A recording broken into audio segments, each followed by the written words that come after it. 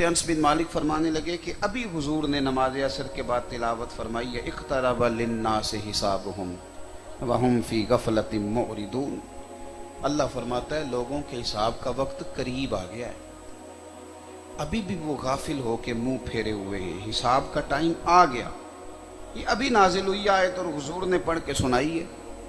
فرماتے ہیں آیت اس کی تشریحات نہیں، ایک گھنٹے کا واز نہیں، اس پر جو ہے وہ 45 منٹ کی گفتگو نہیں، میں نے بس نہ آیت پڑھی اور یہ لفظ کہہ کے میں ذرا آگے بڑھا تو فرماتے ہیں پیچھے کسی کے گرنے کی آواز آئی، میں نے پلٹ کے دیکھا تو صحابی نے دیوار سے چھلانگ لگا دی تھی، اور جب میں نے انہیں مسجد نبوی کی شریف بڑھتے ہوئے دیکھا تو میں نے کہا کہاں جا رہے ہو، اسے مکمل نہیں کرنا؟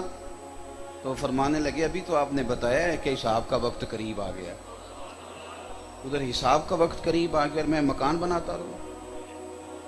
میں تو ابھی آیت سنی ہے تو فیصلہ کر لیا ہے کہ جہاں تک پہنچ گیا، اب مجھے اپنے اللہ کو راضی کرنا۔ ہم نے کتنی باتیں ہیں زندگی میں جو سنی ہیں، کتنی ہیں جو پڑھی ہیں، کتنی ہیں جو ہم تک پہنچی ہیں۔ ہمارے صوفیاء کامیاب اس لیے تھے کہ اگر چند لائنوں میں انہوں نے کوئی سبق پڑھا ہے تو پھر انہوں نے یاد بھی صحیح کیا ہے اور عمل بھی کر کے دکھایا۔ ہم میں سے بہت سارے لوگ ایسے ہیں، میں اکثر دینی ذوق رکھنے والوں، دینی حلیہ رکھنے والوں، مسجدوں میں آنے جانے والوں سے اکثر یہ بات کہتا ہوں کہ یار اگر کوئی اعتراض کرتا ہے نا کہ تو داڑھی رکھ کے فلانا کام کر رہا ہے، تو میرا خیال ہے اس بات پر غصہ کرنے کی بجائے داڑھی والے کو اپنے کام نہیں ٹھیک کر لینے چاہیے۔ ناراض ہو گئے آپ لوگ؟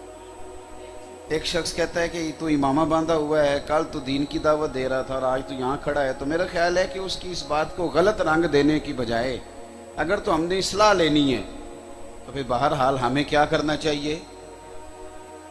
اور پھر چونکہ ہمارا دعویٰ بھی ہے، ہماری بات بھی ہے کہ میں مسجد سے وابستہ ہوں اور ہم کہتے بھی ہیں، میں بہت سارے دینی محافل میں آنے جانے والے لوگوں کی باتیں سنتا ہوں، وہ کہتے ہیں کہ فلانا دنیا دار ہے، فلانا بندہ بالکل، تو بھائی آپ نے تو دعویٰ کر دیا دیندار ہونے کا، اگر دعویٰ دینداری والا ہے تو کام بھی میں پکا نقش بندی ہوں، تو پھر لوگ دیکھیں گے کہ حضرت بہاءاللہ نقش بند بخاری والا کو کام ہے آپ میں، شیخ مجدد الفسانی والی روایات ہیں، دیکھا جائے گا۔ میں بڑا زبردست قسم کا چشتی ہوں، تو چشتی کا ذوق شوق تو بڑا دیدنی ہوتا تھا، وہ تو عشق رسالت امام صلی اللہ علیہ وسلم کے معاملے میں بڑے اچھوتا رنگ رکھنے والے صوفیات۔ تو لوگ پوچھیں گے کہ آپ کی وہ کیفیات ہیں؟ ساری زندگی بتایا کہ میں قادری ہوں اور میرے غوث پاک عشاء کا وضو کرتے تھے اور فجر تک مصلی پہ رہتے تھے، تو بھائی آپ نے یہ بتایا بھی ہے اور آپ پکے قادری بھی ہیں، تو یہ بتائیے کہ آپ عشاء کے بعد 20 منٹ بھی مصلی پہ رہتے ہیں؟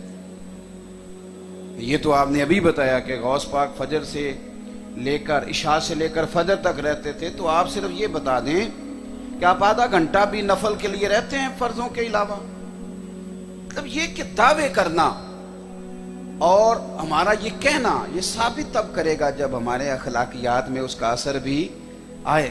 ہمارے بزرگوں نے نا عمل کیا، اور آپ یقین کریں، ادھر دیکھیں میری طرف، مجھے یوں لگتا ہے کہ یہ جو جھگڑا زیادہ بن گیا نا آج کل، روز ایک نیا فتنہ کھڑا ہوتا ہے، ایک نئی بحث کھڑی ہوتی ہے، اس کی وجہ یہ ہے کہ باتیں زیادہ ہونے لگ گئی ہیں، عمل تھوڑا ہے نا جی۔ میں نا کئی دفعہ مجھے لوگ جگا کے کہتے ہیں کہ فلانا موضوع چھڑ گیا ہے تو آپ کی رائے نہیں آئی، تو میں کہتا ہوں یار میں تو ہر وقت ایکٹیو ہی نہیں ہوں، یہ تو آپ اس بندے سے پوچھیں گے جو 24 گھنٹے رائے پہ بیٹھا ہے۔ تو یوں لگتا ہے کہ جیسے ہمہ وقت بحث کے لیے لوگ تیار ہیں۔ میں کہتا ہوں کہ ابھی بات چڑی تھی، ابھی تیرے کومنٹس آ گئے، اس کا معنی یہ کہ تو مصلی پہ نہیں موبائل پہ بیٹھا تھا، تیرا ذوق ہر وقت یہاں لگا ہوا ہے۔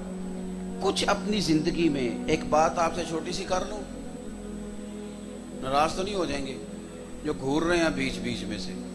اچھا چلو، اللہ جزائے خیر دے۔ ملا رومی رحمۃ اللہ علیہ فرماتے ہیں کہ چڑیا اور اس کا مذکر یعنی سادی بات کر لیں، چڑی اور چڑا دونوں اکٹھے بیٹھے تھے۔ میری طرح کا نا کوئی بندہ مذہبی وضاقتہ والا وہاں سے گزرنے لگا تو وہ چڑیا اس کو کہنے لگی، چڑے کو، کہ اڑ جائیں شکاری نہ ہو۔ کہنے لگا نہیں، یہ شکاری کہاں ہے؟ تو درویش آدمی ہے، تجھے امامہ نہیں نظر آ رہا؟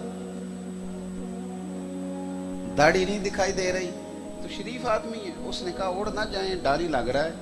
اس نے کہا نہیں، یہ شکاری نہیں، یہ صوفی ہے، یہ درویش ہے۔ اللہ! عارف رومی کہتے ہیں وہ قریب آیا نا جب نیک آدمی، تو اس نے بغل سے غلیل نکالی اور اس نے جب باندھ کے نشانہ مارا تو چڑیا توڑ گئی، لیکن وہ چڑا بیچارہ مر گیا۔ چڑیا بڑی تڑپی، تکلیف میں آئی، روتی ہوئی جنگل کے بادشاہ شیر کے پاس گئی، کہنے لگی فلاں آدمی نے میرا شوہر مار دیا ہے۔ بادشاہ نے فوجیں دوڑا دی، اس کو گرفتار کرا لیا۔ مثال دیتے ہیں نا سمجھانے کے لیے، وَتِلْكَ الْأَمْثَالُ نَضْرِبُهَا لِلنَّاسِ، مثال دینے لگے۔ عارف رومی کہتے ہیں کہ گرفتار کرا لیا، منگا لیا، سامنے کھڑا کر لیا، تو شیر کہتا ہے چڑیا سے کہ گرفتار میں نے کرا لیا ہے، پر سزا میں نے تیری مرضی کی دینی ہے، اس لیے کہ گھر تیرا اجڑا ہے، تکلیف تجھے ہوئی ہے، تو بتا اسے سزا کیا دینی ہے۔ یہ میں اپنے آپ کو نصیحت کر رہا ہوں، اللہ کرے ہمیں سمجھ آ جائے۔ تو عارف رومی رحمۃ اللہ تعالی علیہ فرماتے ہیں کہ چڑیا ایک دفعہ پھر کھل کے روئی، کہنے لگی بادشاہ اسے نصیحت نہیں کرنی، اسے سزا نہیں دینی، صرف اسے ایک حکم کر دو، ایک حکم۔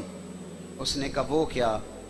تو وہ چڑیا کہنے لگی اسے کہو کہ اگر شکار کرنا ہے تو کپڑے بھی شکاریوں کی طرح کے پہنے، بس اسے سزا کوئی نہیں دینی، اسے کہو کہ صوفیوں کا لباس پہن کے شکاریوں والے کام نہ کرے، اسے کہو اگر اس نے شکار کرنا ہے تو پھر کپڑے بھی آئے ہائے، اس کو سمجھے۔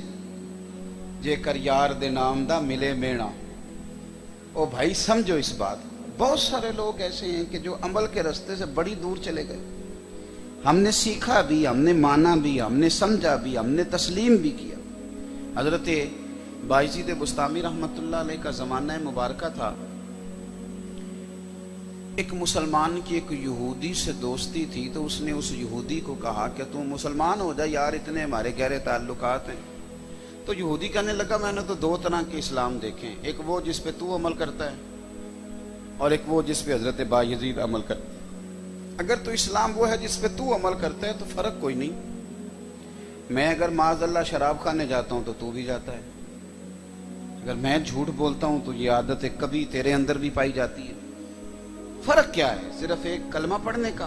ہاں اگر اسلام وہ ہے جس پہ سیدنا بایزید بسطامی عمل کرتے ہیں، ان کا رزق کھانے کا، حلال کا جو معیار ہے، ان کی گفتگو کے اندر جو وارفتگی اور ذوق ہے، ان کا مسلح کے ساتھ جو رشتہ ہے، ان کا لوگوں کی خیر خواہی کا جو جذبہ ہے، اگر وہ والا اسلام ہے نا، تو پھر حضرت بایزید سے کہو مجھے دعوت دے، میں آج بھی کلمہ پڑھنے کو تیار ہوں۔ تو عمل والی زندگی اختیار کریں۔ یہ تھوڑا سا کہانیوں سے باہر آئیں، تھوڑا سا عمل کا ذوق۔ میں آپ کو بتاؤں کہ اب وہ جو فضائل کی احادیث تھیں وہ بہت ساری جگہوں پہ ذکر ہی نہیں کی جاتی، جن میں بتایا گیا تھا نا کہ 2 کلمے اللہ کے بڑے محبوب ہیں۔ حضور علیہ السلام نے فرمایا 2 کلمے ہیں، کلمتان حبیبتان الی الرحمن، 2 کلمے ایسے ہیں جو رب کے بڑے محبوب ہیں، اور فرمایا زبان سے ادا کرنے بڑے آسان ہیں، اور جب میزان عمل پہ تولے جائیں گے تو ان کا وزن بہت زیادہ نکلے گا۔ تو صحابہ کہتے ہیں ہمارے تو کان کھڑے ہو گئے کہ یہ 3 باتیں حضور نے بیان کی اور بڑی معیاری، کلمے صرف 2 ہیں، اللہ کے محبوب ہیں، زبان سے کہنے آسان ہے، میزان عمل پہ وزن زیادہ ہوگا۔ تو کہتے ہیں اب ہمیں جلدی پڑ گئی کہ سرکار ذرا جلدی بتا دیں وہ کیا ہے۔ تو حضور نے فرمایا وہ ہے سبحان اللہ و بحمدہ، سبحان اللہ العظیم۔ آپ یقین کریں یہ فضائل کی حدیثیں، یہ تو کہتے ہیں شاید مولوی صاحب کو آتا کچھ نہیں اس لیے یہ بات بیان کر رہے ہیں۔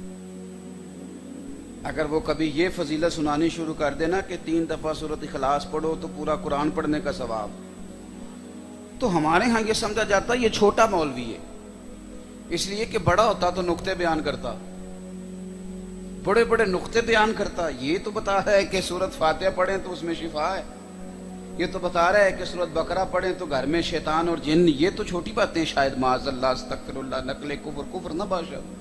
کیوں؟ اس لیے کہ ان کو جب حضور کی زبان سے پتہ چلا نا کہ سبحان اللہ و بحمدہ سبحان اللہ العظیم کی فضیلت کتنی ہے۔